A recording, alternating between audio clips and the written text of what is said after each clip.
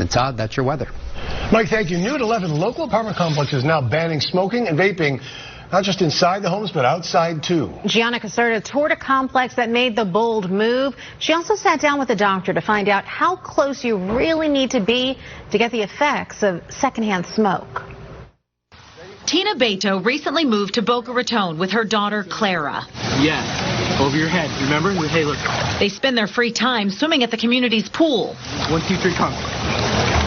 Portland Boca Raton recently banned smoking and vaping on the property. I think it's fantastic. We know so much more than we ever did about the effects of not only directly smoking, but secondhand smoke. So that's obviously, as a parent, important to me in protecting my child. Through a survey, Cortland discovered its residents are overwhelmingly in favor of smoke-free communities. When you bring your kids out to the pool, for example, you don't want them to be able to have to cover their mouths and cover their noses because they're getting in tobacco, smoke, or nicotine. You want them to have clean air to smell and breathe. All new and renewing residents must sign a non-smoking policy. Then, if they're caught smoking, they will first get a warning, then a fine, and could even be evicted. Well, then I'd move.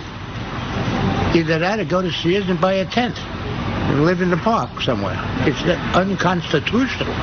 You should be able to smoke. It's not one-sided here as to whose rights are being infringed upon. Smoker may have the right to smoke, but then the non-smoker should have the right not to be exposed to those chemicals. Dr. Thomas Klein with Good Samaritan Medical Center hopes to see more communities following suit. As an oncologist, it makes me really happy to hear that, right? Because lung cancer is far and away the #1 cancer killer in this country. Dr. Klein says smokers exhale 7,000 chemicals when they burn tobacco, 300 of which are toxic, and 70 are known to cause cancer. Your risk of hardening of your arteries, cardiac arrhythmia, even a heart attack related to secondhand smoke exposure happens within minutes of that exposure. The more regular it is, even if it's just walking by somebody, if it's happening on a daily basis, day in and day out, it absolutely increases your risk of all those sorts of complications. He's happy to see vaping included in the smoking ban. The next step is going to be seeing people who are getting secondhand exposure to some of those chemicals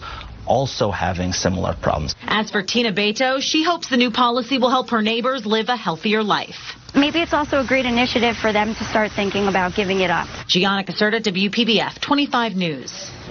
Now, if a current resident of that Boca Raton complex doesn't sign the non-smoking addendum, their lease won't be renewed by Cortland. To the best of the company's knowledge, no other Cortland community has ever had to evict or not renew a resident for violating the smoke-free policy. We checked around the area and found more than a dozen